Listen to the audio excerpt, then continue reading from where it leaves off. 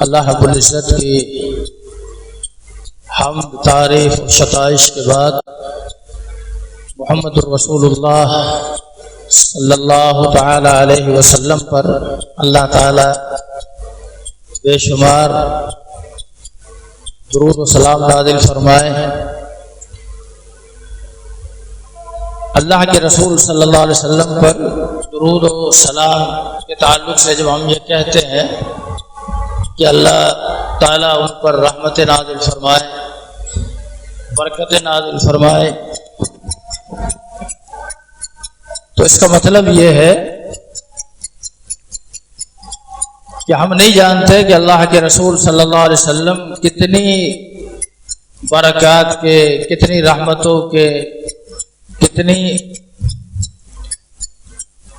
اللہ کے یہاں فضیلت اور مقام رکھتے ہیں۔ اس لیے یہ کہا گیا درود شریف میں کہ اللہم صلی علی محمد، اے اللہ محمد صلی اللہ علیہ وسلم پر رحمت نازل فرما۔ کتنی نازل فرما یہ ہمیں بھی نہیں پتہ کہ اللہ کے رسول صلی اللہ علیہ وسلم کس قدر رحمتوں کے مستحق ہیں، تو اللہ تعالیٰ ان پر اپنی بے شمار رحمتیں اور برکتیں نازل فرمائے۔ اس کے بعد اللہ تعالیٰ کا جتنا بھی شکر ادا کیا جائے اس بات پر کہ اللہ تعالیٰ نے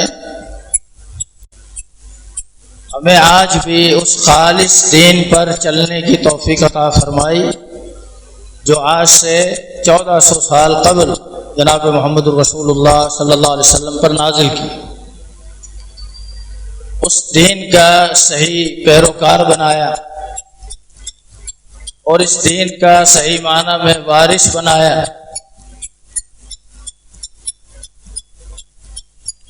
اور یہ جتنا دین مجھ آپ تک پہنچا ہے، اس دین کو ہم تک پہنچنے میں اللہ کے نبی صلی اللہ علیہ وسلم سے اسے حاصل کرنا اور پھر اپنے بعد والوں میں اسے منتقل کرنا، پھر ان کے بعد والوں نے اپنے بعد آنے والوں میں منتقل کیا، اور اس طرح یہ سلسلہ ہم تک پہنچا۔ تو اللہ کے رسول صلی اللہ علیہ وسلم سے اس دین کو حاصل کرنے والے اور اپنے بعد آنے والوں میں جو پہچانے والے ہیں، یہ وہ عظیم سلسلہ ہے، یہ وہ عظیم کڑی ہے، اور یہ وہ مضبوط ربط ہے کہ اگر اس کو ہٹا دیا جائے، اس جماعت کو اگر ہم دین سے نکال دیں تو ہم اللہ کے رسول صلی اللہ علیہ وسلم تک نہیں پہنچ سکتے، ہم خالص دین تک نہیں پہنچ سکتے۔ یہ دین جو مجھ آپ تک پہنچا ہے، ہمارے پاس اس کی کوئی سند نہ ہوتی کہ یہ بات اللہ کے نبی نے کہی ہے۔ امام ابن تیمیہ رحمۃ اللہ علیہ نے جو لوگ صحابہ کو ہدف تنقید بناتے ہیں، ان کے تعلق سے یہ بڑی خوبصورت بات کہی۔ وہ فرماتے ہیں کہ صحابہ وہ عظیم جماعت ہے کہ اگر ہم ان کو نکال دیں، ایک سائیڈ میں کر دیں، تو ہم اللہ کے رسول صلی اللہ علیہ وسلم تک نہیں پہنچ سکتے۔ پھر نہ قرآن کا اعتبار ہے، نہ قرآن کی تفسیر کا اعتبار، نہ حدیث میں بخاری، مسلم، ابو داؤد، ترمذی، نسائی، ابن ماجہ، سنن دارمی، سنن دارقطنی، مسند احمد، مسند ابی عوانہ، مصنف عبد الرزاق، مصنف ابن ابی شیبہ، علی ھذا القیاس جتنا ذخیرہ احادیث ہے، کسی کا اعتبار۔ یہ کوئی معمولی مسئلہ نہیں، یہ کوئی معمولی بات نہیں کہ ایک انسان صرف ایک جملہ بول کر صحابہ کی شخصیت کو مشکوک بنا دے اور لوگوں کے قلوب و اذہان کے اندر اس کی شخصیت مشکوک ہو جائے۔ اگر آپ صحابہ پر اس طرح کوئی بھی گفتگو کریں گے تو آپ یہ دیکھیے کہ اپنے ایمان کی خیر منائیں، پھر آپ کا اپنا ایمان بھی مشکوک ہے. اور یہی وجہ ہے کہ جن لوگوں نے اس حوالے سے لب کشائی کی، زبان تان دراز کی، آج تک ان کا ایمان مشکوک ہے. آج تک امت کے اندر وہ ہزار اپنے آپ کو مومن کہے اور کروڑوں مرتبہ مسلمان ہونے کا دعویٰ کرے، اس کا ایمان، اس کا اسلام، اس کا قرآن، اس کا کلمہ، اس کی ہر چیز مشکوک، ہر چیز. اسے خود یقین نہیں، وہ خود اس نعمت سے محروم ہے. تو صحابہ ایک عظیم جماعت ہے اور اس امت پر ان کا بہت بڑا احسان ہے. اسی لیے قرآن مجید میں صحابہ کے اوصاف کے اندر بہت کچھ نازل ہوا. یہ صحابہ کے تعلق سے ہی ہے کہ اولئک هم المؤمنون حقا، یہ پکے سچے مسلمان ہیں. اس کے پکے سچے مسلمان ہونے کی شہادت اللہ نے دی. کسی کے بارے میں تبصرہ کروں کہ یہ آدمی بڑا موحد ہے، یہ آدمی بڑا نیک ہے، نمازی ہے، فلاں ہے، کسی کے بارے میں آپ تبصرہ کریں، کسی کے بارے میں کوئی محدث تبصرہ کرے، کسی کے بارے میں کوئی صحابی تبصرہ کرے، کسی کے بارے میں اللہ کے نبی تبصرہ کرے، یہ سب اپنی اپنی جگہ پر درجہ بندی کے اعتبار سے ان کا مقام ہے. لیکن جس کے بارے میں اللہ کے رسول صلی اللہ علیہ وسلم نے تبصرہ کیا اور جس کے بارے میں اللہ تعالیٰ خود فرماتا کہ اولئک هم المؤمنون حقا، یہ پکے سچے مسلمان، اولئک هم الصادقون، یہ سچے لوگ ہیں. انہی کے بارے میں فرمایا کہ یہ لوگ حقیقی معنی میں متقی ہیں. لہم درجات عند ربہم، ان کے رب کے پاس ان کے بڑے بڑے درجات ہیں. انہی کے بارے میں کہا گیا رضی اللہ عنہم ورضوا عنہ. ایک مرتبہ نہیں، دو مرتبہ نہیں، 6 مرتبہ قرآن مجید میں یہ ذکر ہے. اور اس لفظ میں بھی، اس جملے میں بھی کہ رضی اللہ، اللہ ان سے راضی ہو.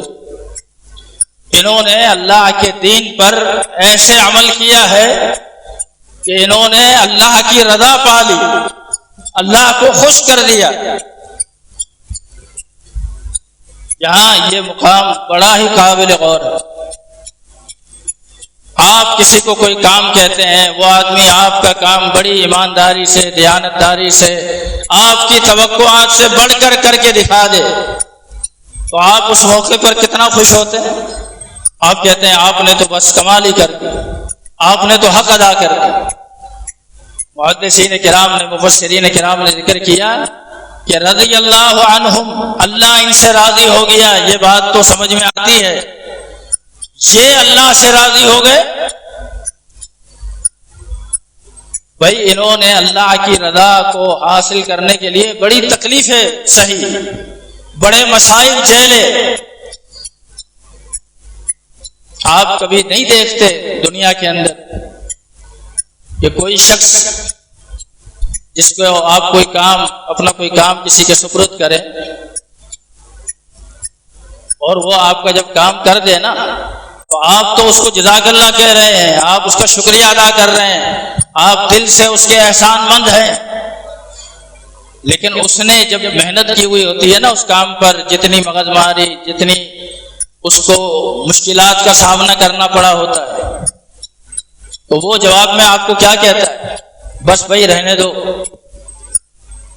میرے تو جوتے گھس گئے تمہارا کام کرتے کرتے. یہاں معاملہ اس طرح کا نہیں. اللہ تعالیٰ ان سے راضی ہو گیا، ان کے کمال ایمان اور تقوی اور کمال محبت کو دیکھ کر عملی طور پر اس کا ثبوت انہوں نے دیا. اللہ ان سے راضی ہو، اور انہوں نے بھی جب اللہ کے دین پر عمل کیا، اللہ کی رضا کو حاصل کرنے کی کوشش کی، تو انہوں نے جان چھڑانے والی کوشش نہیں کی کہ ہم نے کہا اب کیا کریں، نماز کا اذان ہو گئی، اب نماز پڑھنی پڑے گی، اب رمضان آ گیا روزہ رکھنا پڑے گا، اب یہ کام کرنا ہے، اب کرنا پڑے گا، کیا کرے۔ اس طرح سے عبادات نہیں کی، انہیں اس عبادت کے اندر جو تکلیف آئی ہے اسے بھی انہوں نے راحت سمجھا۔ اس معاملے کے اندر جو مصائب آئے، جو مشکلات آئی، اسے بھی انہوں نے کبھی مشکل نہیں سمجھا۔ یہ نہیں کہا کہ یا اللہ یہ کیا ہمارے ساتھ ہو رہا، انہوں نے یہ نہیں کہا کہ بس ہمارا ہی گھر لے دیا ہے، ہمارے اوپر ہی آزمائش ہے۔ اولئک ھم المؤمنون حقا، یہ صحیح معنی کے اندر مومن ہے۔ اس لیے جو شرف ہے صحابیت کا، یہی شرف کوئی معمولی چیز نہیں۔ آپ اگر حالات اور واقعات کا علمی دنیا کے اندر جب مطالعہ کریں گے تو آپ کو یہ بات سمجھ آئے گی کہ اس شرف کو پانے کے لیے اور اسے حاصل کرنے کے لیے سوید بن غفلہ یہ اللہ کے نبی کے دور میں ایمان لا چکے تھے، بلکہ ایمان لانے کے بعد اللہ کے نبی کا زمانہ بھی پایا۔ امام نسائی رحمۃ اللہ علیہ نے سنن نسائی کے اندر کتاب الزکوٰۃ میں ان کا تذکرہ بھی کیا۔ یہ صحابہ کرام اس کے پاس مال زکوٰۃ وصول کرنے کے لیے گئے تو اس نے اپنے مال میں سے بہترین جو مال تھا اس میں سے زکوٰۃ ادا کی۔ مانا مسلمان ہے، اسلام قبول کر لی، البتہ ابھی تک اللہ کے نبی سے ملاقات نہیں ہوئی۔ پھر بالآخر ایک مرتبہ مدینہ چلے گئے اللہ کے نبی صلی اللہ علیہ وسلم سے ملاقات کے لیے، اور جب مدینہ پہنچے اور جناب انس سے ملاقات ہوئی اور اپنی آمد کا مقصد بیان کیا تو انس رضی اللہ تعالیٰ عنہ نے یہ بڑی افسوسناک خبر سنائی کہ ہم ابھی اللہ کے نبی کی تدفین سے فارغ ہوئے، مطلب صحابیت کا شرف نہ پا سکے۔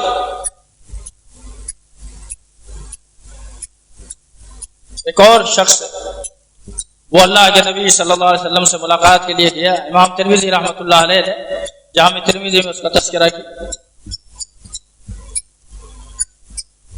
اور جب وہ مقام ذوالحلیفہ پر پہنچا جہاں سے اہل مدینہ احرام باندھتے ہیں، پاکستان سے بھی جو لوگ جاتے ہیں اور مدینہ سے مکہ آتے ہوئے جب احرام باندھتے ہیں تو جس مقام پر وہ احرام باندھتے ہیں اس کا نام ذوالحلیفہ ہے۔ وہاں گورنمنٹ نے آج کل مسجد بنا دی ہے، اس کا نام مسجد علی ہے۔ جب یہ مقام ذوالحلیفہ پر پہنچے، ابھی مدینہ میں داخل نہیں ہوئے تھے، مدینہ سے 6 میل کا فاصلہ 12 کلومیٹر رہ گیا، تب انہیں پتا چلا کہ اللہ کے نبی صلی اللہ علیہ وسلم کے انتقال کو 3 دن ہو چکے۔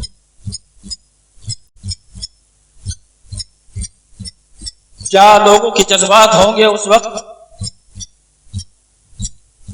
اور کیسا یہ شرف تھا، حتیٰ کہ محدثین نے اصول حدیث کی کتابوں میں ایک عجیب واقعہ ذکر کیا۔ کہتے ہیں ایک شخص اللہ کے نبی کے پاس گیا، آپ کو دیکھا بھی ہے، ایمان کی حالت میں دیکھا، یہ سارے شرف اس کو حاصل ہیں، اس کے باوجود وہ صحابی نہیں۔ اب انسان حیران ہو جائے گا کہ ایک شخص مسلمان ہے، ایمان کی حالت میں اللہ کے نبی کو دیکھا بھی ہے، اور پھر بھی وہ صحابی نہیں، ایسا کیسے ہو سکتا؟ تو صاحب تدریب الراوی نے اس کی شرح امام نووی رحمہ اللہ نے کی، اس میں وضاحت کی ہے کہ اصل مسئلہ یہ ہے کہ اس نے ایمان کی حالت میں اللہ کے نبی کو دیکھا ہے، لیکن جس وقت اس نے اللہ کے نبی کو دیکھا اس وقت اللہ کے نبی صلی اللہ علیہ وسلم کی روح کشف عنصری سے پرواز کی. کتنا فاصلہ رہ گیا، یعنی سب کچھ ہے.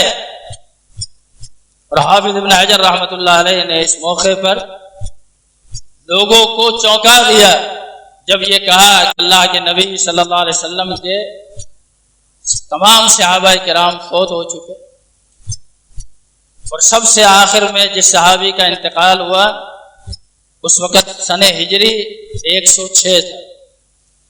سب سے آخر میں 106 ہجری میں آخری صحابی ابو طفیل عامر بن واصلہ ان کا انتقال. امام ذہبی نے اس موقع پر لکھا کہ اگر 106 ہجری کے بعد کسی شخص نے یہ دعویٰ کیا کہ میں اللہ کے نبی کا صحابی ہوں تو فرماتے ہیں وہ جھوٹا ہے. حافظ ابن حجر فرماتے ہیں تمام صحابہ کرام فوت ہو گئے، آخر میں جو صحابی فوت ہوئے وہ 106 ہجری میں ہوئے، سوائے ایک صحابی کے وہ آج بھی زندہ ہے اور آسمان ہو گئے، وہ جناب عیسیٰ علیہ السلام. انہوں نے اللہ کے نبی کو دیکھا ہے، ایمان کی حالت میں دیکھا ہے، روح اور جسم کے ساتھ دیکھا ہے، کیونکہ آپ کو زندہ آسمانوں پر اوپر اٹھا لیا. اس لیے اس شرف میں جناب عیسیٰ علیہ السلام اس شرف کے ساتھ باقی.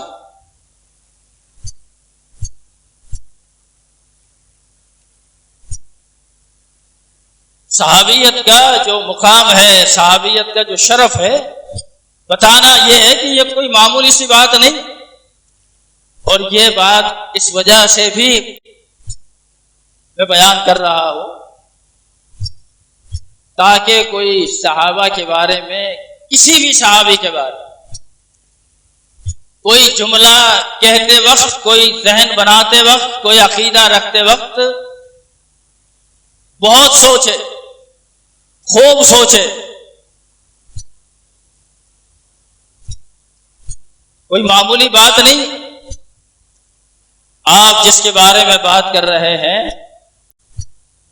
اس کے شرف کے لیے یہی کافی ہے کہ اللہ کے نبی نے فرمایا کہ لا تمس النار من رآنی، جس نے ایمان کی حالت میں مجھے ایک دفعہ ملاقات کر لی اس پر اللہ نے جہنم کی آگ کو حرام کر. پھر صحابی وہ شخصیت ہے جس نے اللہ کے نبی صلی اللہ علیہ وسلم کی طرف کبھی کوئی غلط بات منسوب نہیں کی. بعض صحابہ نے جب کوئی حدیث بیان کی تو یہاں تک کہا کہ سمعت اذنایا، اس بات کو میرے کانوں نے سنا ہے، ووعاہ قلبی، میرے دل نے اس بات کو یاد رکھا.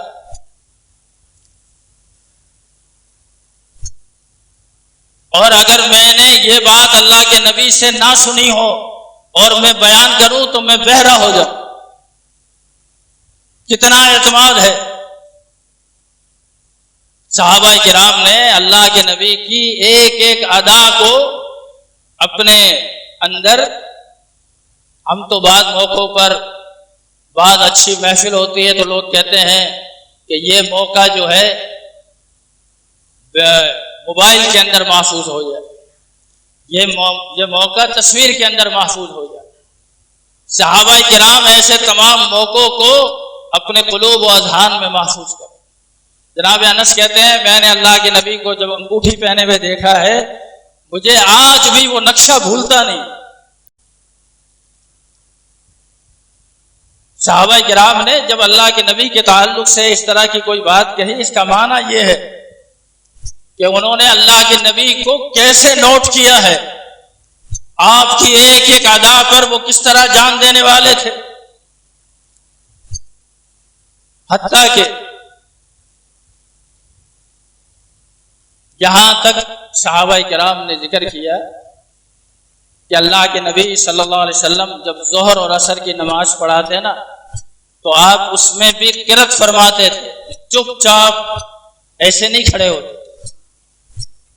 جب تابعین نے یہ بات صحابہ سے سنی، کہا بما کنتم تعرفون، تمہیں کیسے پتہ چلا؟ ظہر اور عصر میں جہرن قرات تو نہیں ہوتی، تو تمہیں کیسے پتہ چلا کہ اللہ کے نبی قرات کر رہے ہیں؟ اور نہ ہی تم امام سے آگے ہو کہ تم امام کو جا کر دیکھو کہ اس کا منہ ہل رہا ہے کہ نہیں ہل رہا، تم تو پیچھے کھڑے ہو۔ بما کنتم تعرفون، اللہ اکبر، جس طرح اللہ کے نبی کے ساتھ ایک والہانہ محبت ہے، اور ایسی محبت دوبارہ مل نہیں سکتی، کوئی دکھائی نہیں جا سکتی۔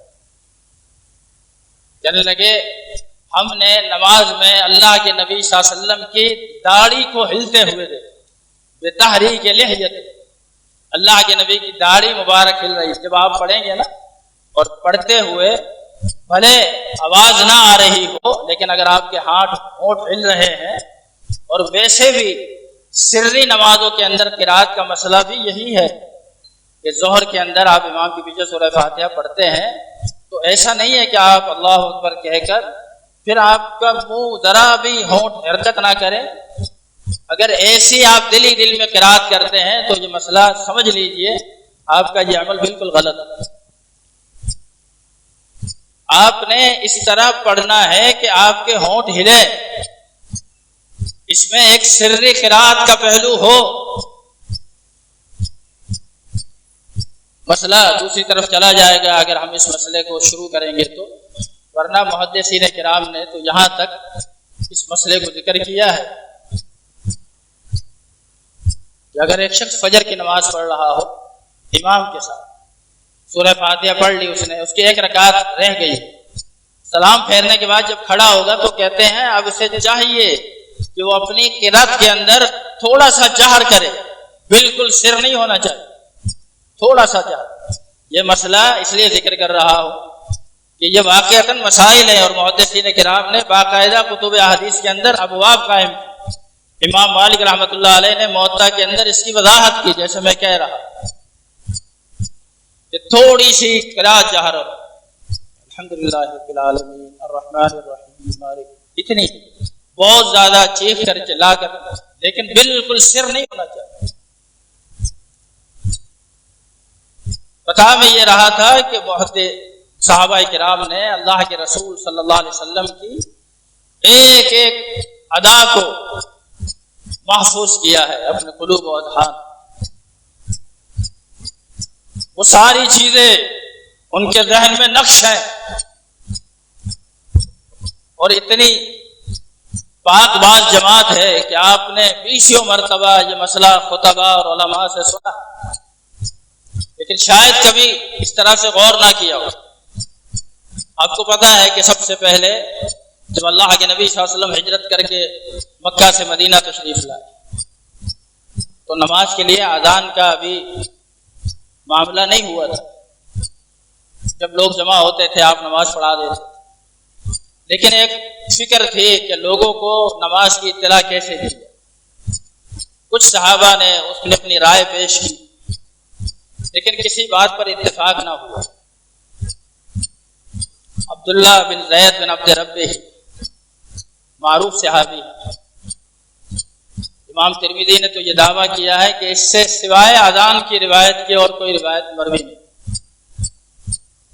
عبداللہ بن زید بن عبد ربہ، وہ جب مشورہ ہوا تھا اللہ کے نبی کے پاس تو اس مشورے میں یہ بھی موجود تھا، تو ایک بات اس مشورے کے اندر جو طے کی جاتی تھی وہ طے ہوئی نہیں۔ وہ بات ذہن کے اندر تھی، سو گئے، خواب میں دیکھا کہ کسی کے پاس ایک ناقور جس کے ذریعے سے آواز دور تک جا سکتی ہے۔ بعض لوگ یہ سحری کے موقعوں پر یہ ڈھول تاشے بجانے والے ہوتے ہیں، وہ ایسی چیزیں، تو کہتے ہیں میں نے خواب میں ایک شخص کو دیکھا جس کے پاس یہ ناقور تھا۔ میں نے کہا تبیعوا ھذا الناقور، یہ بیچو گے؟ مجھے ضرورت ہے۔ کہا تو کیا کرے گا؟ کہا میں اس کے ذریعے لوگوں کو نماز کے لیے بلاؤں۔ تو اس نے کہا میں تمہیں اس سے بہتر چیز نہ بتاؤں؟ کہا کہ بتاؤ۔ فعلمہ الاذان، اس نے اذان کے کلمات دہرائے، اذان پوری پڑھ کے اسے سنائی۔ اب جیسے آنکھ کھلی یہ فوراً کھڑے ہوئے اور سیدھا اللہ کے رسول صلی اللہ علیہ وسلم اور اپنا پورا خواب بیان فرمایا تمہارا خواب سچا ہے. پھر فرمایا یہ کلمات بلال کو سکھا دو، بلال کی آواز تم سے زیادہ بلند تاکہ یہ آواز دور تک جائے. یہ واقعہ تو سب نے سنا ہو، آپ حدیث کو پڑھیں، بار بار پڑھیں.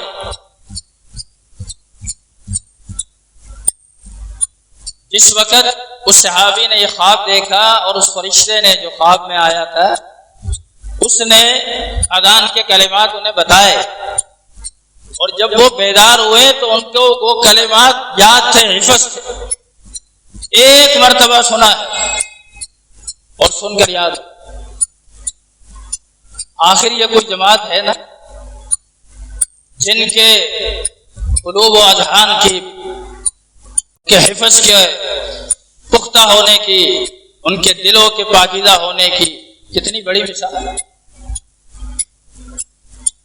اگر یہ موضوع کسی وقت بیان کیا گیا تو اللہ کی توفیق سے ایسے اتنے دلائل ہیں کہ اگر اسے ذکر کیا جائے تو شاید عصر کی نماز کا وقت ہو جائے، لیکن وہ دلائل ختم نہیں ہو سکتے. اتنے دلائل. بہت عظیم جماعت ہے صحابہ. اس کے بارے میں جو شخص صحابہ کے تعلق سے جتنی بھی الٹی سیدھے باتیں کرتا ہے اس کی ان باتوں سے صحابہ کی شخصیت پر کوئی فرق نہیں ہے.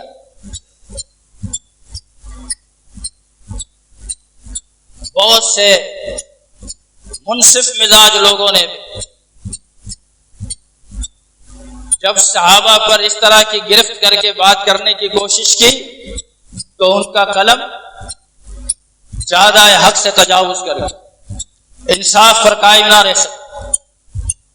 خلافت و ملوکیت کے مصنف نے لکھا کہ جو لوگ آخر میں اللہ کے نبی پر ایمان لائے، ایمان لانے کے اعتبار سے تو یہ صحابی بن گئے، لیکن ان کی تربیت کے اعتبار سے ان کا مقام تابعین سے بھی پچھلی صف میں.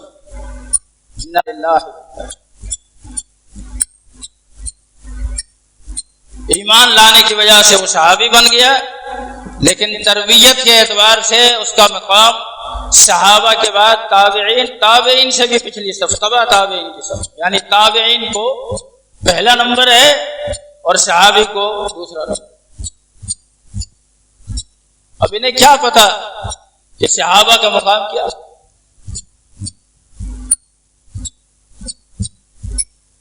ان کا منصب کیا ہے؟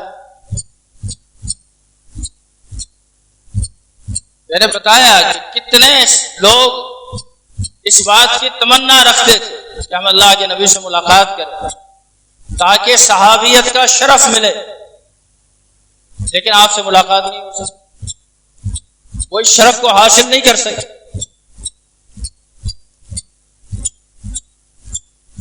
اور اللہ کے یہاں جو مثالی ایمان ہے وہ صحابہ کا ہی. فَإِنْ آمَنُوا بِمِثْلِ مَا آمَنْتُمْ بِهِ، اگر وہ ایسے ایمان لائے جیسے تم صحابہ کرام ایمان لائے ہو تو یہ ہدایت. اس لیے میں نے کہا کہ جو شخص صحابہ پر، ان کے کردار پر، ان کے ایمان پر، ان کے گفتار پر، ان کے کسی اجتہادی معاملے پر جس میں خطا واقع ہو گئی ہو اس پر لب کشائی کرتا ہے، وہ اپنے ایمان کی خیر بنا. اسے یہ حق کسی نے نہیں دیا. صحابہ وہ شخصیات نہیں ہیں جس کو آپ اپنے روز مرہ کے ترازو میں تولیں. سونے کو تولنے کے لیے جو ترازو ایجاد کیا گیا ہے، میں سمجھتا ہوں یہ بھی ایسا نہیں ہے جس کو ہم مثال کے طور پر پیش کریں. اس میں بھی بعض مرتبہ ایرر آ جانے کی وجہ سے نمبر آ جاتے ہیں، اس میں بھی وہ انصاف پسند ہے. صحابہ کا کردار تو بہت اعلیٰ، اسی لیے امام ابن تیمیہ رحمۃ اللہ علیہ کو یہ لکھنا پڑا. وہ فرماتے ہیں کہ صحابہ کرام رضوان اللہ علیہم اجمعین اللہ کے نبی کے صحابہ ہیں، اور جو ان کے بارے میں انگشت نمائی کرتا ہے، جو ان کے بارے میں بکواسات کرتا ہے، ان کی شخصیت کو لے کر ان کے کردار کشی کرتا ہے، تو وہ سمجھ لے کہ وہ شخص یہودیوں سے بھی بدتر ہے اور عیسائیوں سے بھی بدتر۔ امام ابن تیمیہ فرماتے ہیں بات ایسی نہیں کہ میں بے دلیل کروں، پھر دلیل ذکر کی، کہا آج بھی عیسائیوں سے پوچھا جائے، نصارہ سے پوچھا جائے کہ تمہاری امت نصارہ میں سب سے بہتر لوگ کون ہیں، تو کہا کہ عیسائی جو گمراہ ہے، وہ گمراہ ہونے کے باوجود بھی یہ کہیں گے کہ ہماری پوری امت نصارہ میں سب سے بہتر لوگ وہ ہیں جنہیں عیسیٰ علیہ السلام کی صحبت کا شرف حاصل، ہم حواری عیسیٰ، وہ عیسیٰ علیہ السلام کے حواری، ان کی تعداد میں اختلاف ہے، بعض نے لکھا ہے کہ ان کی تعداد 12 ہے۔ پھر فرماتے ہیں کہ آپ یہود کی طرف آ جائیں اور امت یہود کے اندر پوچھا جائے کہ ان میں بہتر افراد کون سے ہیں،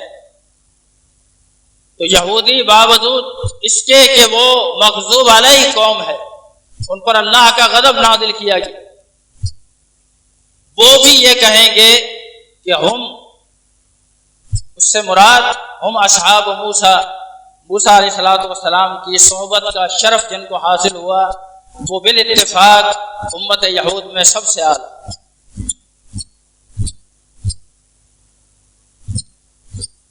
آپ امام ابن تیمیہ رحمۃ اللہ علیہ فرماتے ہیں آج کے دور کے نام نہاد مومنین سے پوچھا جائے کہ اس امت کے اندر سب سے اعلیٰ اور برے لوگ کون سے ہیں، تو معاذ اللہ کہتے ہیں سب سے برے وہ ہیں جنہیں نبی کی صحبت کا شرف، یہ یہود سے بدتر نہیں، عیسائیوں سے بدتر نہیں۔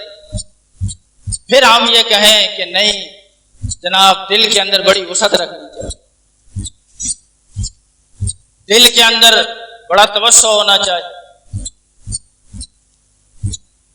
معاملہ جب ایمان کا آ جائے پھر یہاں توسع نہیں ہو سکتا۔ اس لیے فرمایا فَإِنْ آمَنُوا بِمِثْلِ مَا آمَنْتُمْ بِهِ، اگر ایسے ایمان لاؤ جیسے یہ صحابہ کرام ایمان لائے ہیں تو تم ہدایت پر ہو، ورنہ پھر اپنے ایمان کی، اپنی ہدایت کی خیر مناؤ۔ اللہ رب العزت ہمیں صحابہ کرام کا جو ایمان ہے ایک مثالی ایمان، ایسا ایمان اپنانے کی، ان سے محبت کرنے کی توفیق دے۔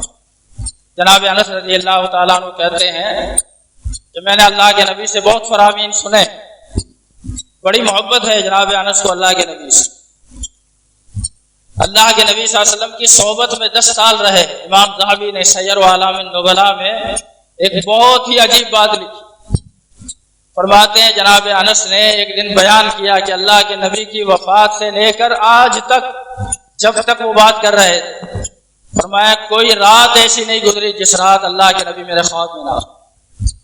یہ محبت تھی صحابہ کرام کو، واقعتاً اللہ کے نبی سے محبت تھی۔